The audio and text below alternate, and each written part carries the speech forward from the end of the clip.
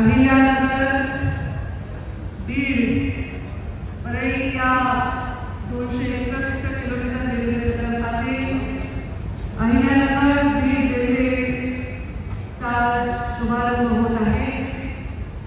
या शुभारंभाला मंचावर उपस्थित या राज्याचे अत्यंत कष्टाळू आणि कर्तृत्ववान मुख्यमंत्री, ज्यांच्याशिवाय हे शक्य झाले नसते असं म्हणलं तर आवड होणार नाही, आदरणीय देवेंद्रजी फडणवीस।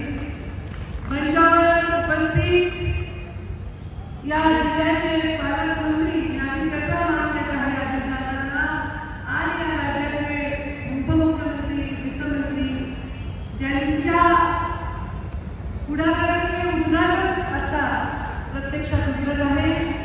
मंचावर ज्यांनी मार्गदर्शन केलं, ज्यांच्यासाठी परत मिळेल आणि त्यांना मार्गदर्शन करायची संधी मिळाली ते खासदार बजरंग बाप्पा सोनवणे। बजरंग बाप्पा तुमचे जायला बघून मला आनंद झाला, आमचा दबंग खासदार आहे, कारण तुम्ही जे दबंग खासदार, तर दबंग खासदार त्यांना पहिल्यांदा उभारले त्या खासदार प्रीतमताई मुंडे आमच्या मोठ्या भगिनी खासदार लक्ष्मीताई पाटील, ज्यांना पहिल्यांदा खासदारकीची भाजपच्या उमेदवारी होती तेव्हा मी 17 वर्षांपूर्वी मी त्यांचा प्रचार करत होते आणि मी तिला रेल्वे अशा प्रकारचे भाषण तेव्हा केलेले ते आज प्रत्यक्षात उतरत आहे। मंचावर उपस्थित माझा बंधू, जिल्ह्याचे पालकमंत्री झालेले आमदार धनंजय मुंडे,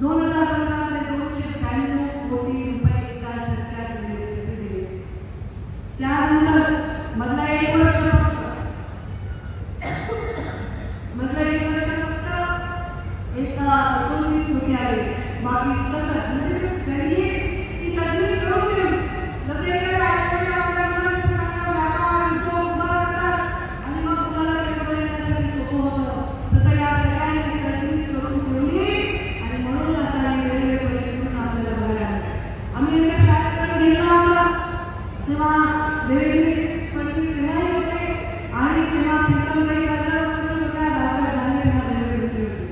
आपल्या या देवेंद्रसाठी आम्ही सुरेश प्रभूंची खास आभार मानण्यासाठी त्यांना बाळासाहेबांना म्हणून त्यांचा सत्कार केला होता आणि त्यांनी सुद्धा त्यांच्या देवेंद्रची काळात भरून मदत केली. पियुष गोयलांनी मदत केली, गांधीदादांनी मदत केली आणि मोदीजींच्या संकल्पनेची मदत केली. अक्षरशः 2 जूनला 3 जूनला मुख्यमंत्र्यांची पुण्यतिथी जे 2 जूनला मंजूर झालं याबद्दल देवेंद्रजींचे कोटी कोटी आभार आहे. आज दादा पालकमंत्री आहेत आणि दादांच्या कामाचा सगळ्यांना सपाटा माहिती आहे, त्यांची पद्धत माहिती आहे. दादांना सकाळी 6 वाजता उद्घाटन केलं. हो दादा तुम्ही मिटिंगला सगळ्यांना सकाळी लावून त्यांनी सगळे लावून 6 वाजता हॉस्पिटलचं उद्घाटन केलं. पण दादा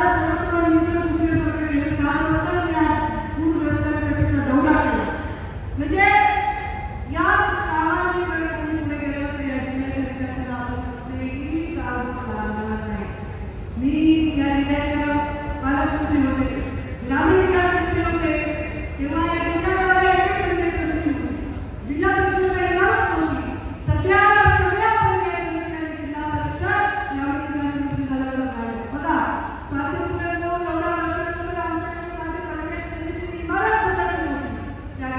मुख्यमंत्री ग्राम सडक योजना देवेंद्रजी फडणवीस यांच्या संकल्पनेतून आम्ही मुख्यमंत्री ग्राम सडक योजना आणि त्या जिल्ह्यामध्ये 1900 किलोमीटर रस्ते आम्ही 5 वर्षांमध्ये ग्रामीण रस्ते पूर्ण केले. त्यावर होते ते सुद्धा रस्ते आणि दादा तुम्हाला आवडेल की थर्ड पार्टी ऑडिट केले, कुठल्याही बोगस वेगळे जागा उचलून नाही, सगळ्या कामाचं थर्ड पार्टी ऑडिट केले. त्यामुळे आमचा जिल्हा डोंगर दऱ्याचा जिल्हा आहे, डोंगर समाजाचा कामगारांचा यशस्वीकरणाचा आहे, स्वाभिमानी माणसाचा देखील हा जिल्हा आहे आणि खूप कष्टात आहे. तरी जिल्ह्याच्या लोकांचा स्वाभिमान कधी नाही. आज जिल्ह्याच्या विकासामध्ये देशात आमचं सरकार, मोदीजींचं सरकार, राज्यात आमचं महाराष्ट्राचं सरकार, स्वतः देवेंद्रजी फडणवीस मुख्यमंत्री हा सुवर्ण योग आहे.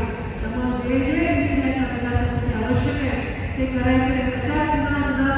स्वतः दादा हे आपले पालकमंत्री आहे, दुसरे दादा पालकमंत्री त्याचं काही महत्व नाही. दादा वित्तमंत्री आहे, त्यामुळे सर्वांनी दादा तुम्ही आम्हाला बाळामंत्रीपेक्षा जास्त म्हणणार नाही, तेवढं तरी आम्हाला आर्थिकदृष्ट्या आवश्यक द्या. म्हणजे हा निधी कसं आहे, प्रगत जिल्ह्यामध्ये राजकारण करणं सोपं आहे. जे ऑलरेडी माणसं शिकलेले आहेत, पुढे गेलेले आहेत, व्यवहार आहे, पैसा आहे, आज मुंबई आहे, पुणे आहे, या ठिकाणी राजकारण वेगळे आहे. म्हणजे लोकल कपाळातले लोक आधीच पैशाने त्यांच्याकडे आर्थिक परिस्थिती नाही, त्यांच्याकडे रोजगार नाही, अशा ठिकाणी काम करून उभं करणं सोपं नव्हतं.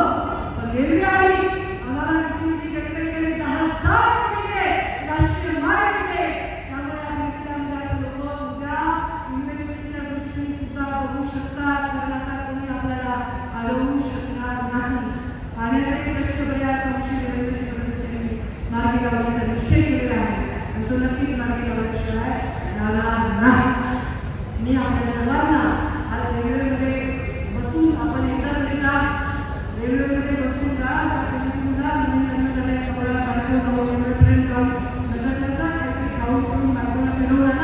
कोणी आपल्या आई वडिलांना घेऊन जा नगरपर्यंत आणि या रेल्वेला अभिमानी बघा, स्वाभिमानी बघा, श्रेयवादाने बघायची गरज नाही. आता अमोलचं नाव घेऊन आता या सगळ्या मुलाला जास्त नाही, पण त्या मुलांना सुद्धा हे आठवण उभं केलं. अनेक लोकांची नावं घेण्याची वेळेवर घेऊ शकणार नाही. अनेक पत्रकार त्याच्यामध्ये आहेत, अनेक सामान्य नागरिक आहेत. पण हे भाग्य की मोदीजी प्रधानमंत्री झाले आणि मोदीजींनी राज्याचा प्रचार बीडमधून सुरू करून ते शब्द दिला, ते रेकॉर्ड लागते की गोपीनाथ पुढे सपना पूरा करूंगा. बीड